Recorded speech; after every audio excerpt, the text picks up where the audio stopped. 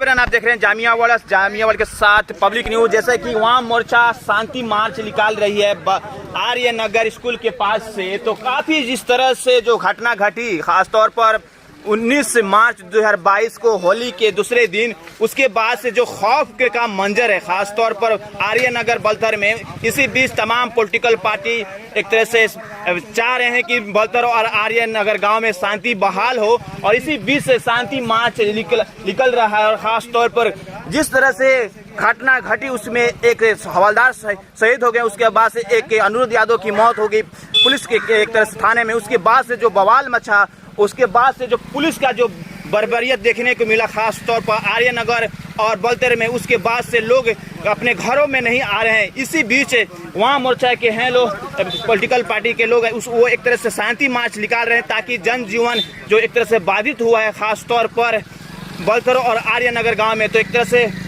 शांति मार्च करते हुए पहुँचेंगे आर्य नगर गाँव में और बलथर गाँव में। मैं कह रहा था कि आर्य नगर स्कूल से सीधे मार्च करते हुए, शांति मार्च करते हुए वाम दल के कार्यकर्ता और सीधे पहुंच रहे हैं अनिरुद्ध यादव के घर। और मैं जानना चाहूंगा सर, क्या कहना चाहेंगे जिस तरह से अभी देखा जा रहा है कि पूरा गांव में सन्नाटा है और घरों पर ताला लगा है, आप क्या कहना चाहेंगे? देखिए, आज हम लोग सीपीआई और सीपीआईएम की ओर से हम लोग संयुक्त रूप से शांति मार्च निकाले हैं, और इस शांति मार्च का मकसद है कि लोगों के अंदर जो खौफ है, भय है, उसको समाप्त किया जाए, और प्रशासन जो है वह खौफ और भय का जो माहौल बनाया है उसमें ढिलाई करे। क्योंकि रबी के फसल के खेती का समय है और सभी लोगों का रबी का फसल बर्बाद हो रहा है। लोग अपने घरों में परिवार सहित रहें, मवेशियों सहित रहें और अपने खेती बाड़ी की देखरेख करें। अभी हम लोग देख रहे हैं आर्य नगर गांव में हम लोग घूम रहे हैं। हम तो कहना चाहते हैं कि आज भी प्रशासन जो है वो झूठ का सहारा ले रहा है। इसलिए मैं कह रहा हूं कि कल रात मेरी बात नरकटियागंज एसडीएम साहब से हुई दूरभाष से, तो उन्होंने हमको बताया कि 50% लोग जो है वो गाँव में रह रहे हैं। अभी अब देख रहे हैं इस गाँव में कि 50% कौन कहे, 2% लोग भी कहीं दिखलाई नहीं पड़ रहे हैं। सभी घरों में ताला लगा हुआ है।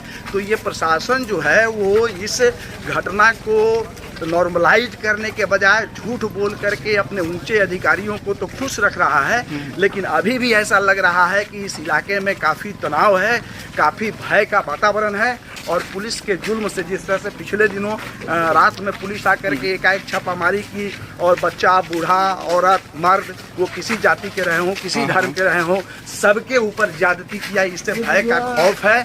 और हम ये कहना चाहेंगे कि इस भय के खौफ को समाप्त किया जाए।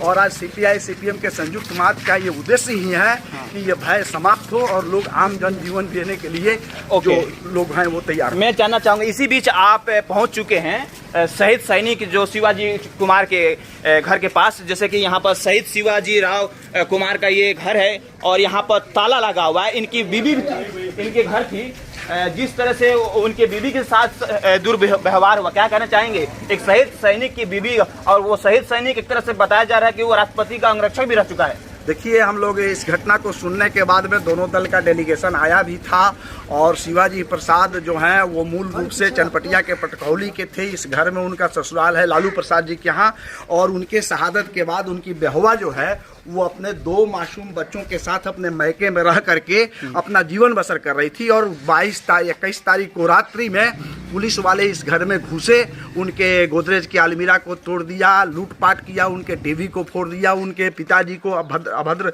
शब्द का प्रयोग किया। और वो बेहुआ जो है, चूँकि शिवाजी प्रसाद का वो तस्वीर जो है लगा हुआ है, वो बार बार वो बेहुआ जो है वो शिवाजी प्रसाद की तस्वीर लगा दिखा करके बोल रही थी कि मैं एक शहीद सैनिक की पत्नी हूँ और अपने मासूम बच्चों के साथ मैं मायके में रह करके हम गुजर बसर कर रहे हैं। उसके बावजूद भी, ये जानने के बावजूद भी कि ये सैनिक परिवार है, परिवार को नहीं बख्शा गया। और उसका नतीजा है कि उसी डर से आज ये लोग, तमाम लोग भाग करके कहाँ लापता हैं। हम लोग तीसरी बार यहाँ आए, लेकिन उनके घरों में ताला लगा हुआ है। ये तो मतलब कि कहीं ना कहीं देश के लिए मतलब जान देने वाला, शहीद होने वाला सैनिक, उसके घर के साथ या आम पब्लिक के साथ ऐसा व्यवहार, तो इस तो सवाल खड़ा होता है सर। देखिए, ये सवाल क्या खड़ा होता है, मैं तो ये साफ कहना चाहता हूँ सीपीआई और सीपीएम की ओर से कि अंग्रेजी शासन से भी बदतर स्थिति आज के डेट में बलथर थाना इलाके में उत्पन्न हो गई है। चाहे वो आर्य नगर हो, बलथर हो या भौरा हो, इस क्षेत्र में अंग्रेजी शासन को भी यहाँ की पुलिस जो है वो मात दे दी है। और आज ये स्थिति है कि इस तरह से इस गाँव में भय व्याप्त है कि महिलाएं भी यहाँ आप नज़र नहीं आ रही हैं, बच्चे भी नज़र नहीं आ रहे हैं, कोई नज़र नहीं आ रहा है। कहाँ लोग भाग करके गया, उन लोगों को लाने के लिए क्या प्रशासन प्रयास कर रहा है, कहीं कुछ से कुछ नहीं है। पिछले दिनों हम लोगों ने देखा कि पुलिस इंस्पेक्टर मैना टांडे ने जो नेम्ड FIR किया है उसमें 357 नाम है, और नाम है, पिता का नाम है, उम्र बजाबते लिखा हुआ है। मैं समझता हूं कि पुलिस इंस्पेक्टर को आज भी कह दिया जाए कि 5 आदमी को इसमें से पहचान लीजिए, तो वो नहीं पहचानते होंगे।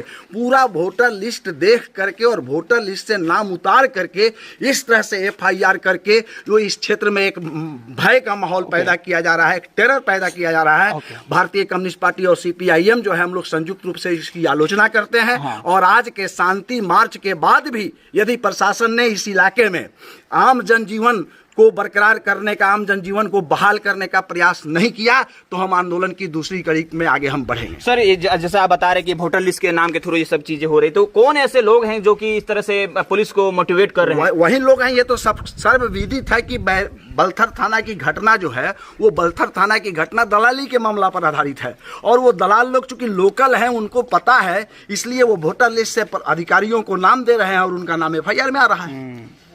ओके, चलते हैं। तो जैसे कि मैं बात कर रहा था कि तमाम ये जैसे कि मार्च हो रही है, शांति मार्च कहीं ना कहीं एक बड़ा मैसेज देगा शासन प्रशासन को और गांव के लोगों के लिए। तो तमाम ये चीजें हो रही है। बहरहाल आप देखते रहिए जामिया वर्ल्ड, साथ में पब्लिक न्यूज। मैं मोहम्मद तस्लीम, बिहार के चंपारण बलथर आर्यनगर गांव से।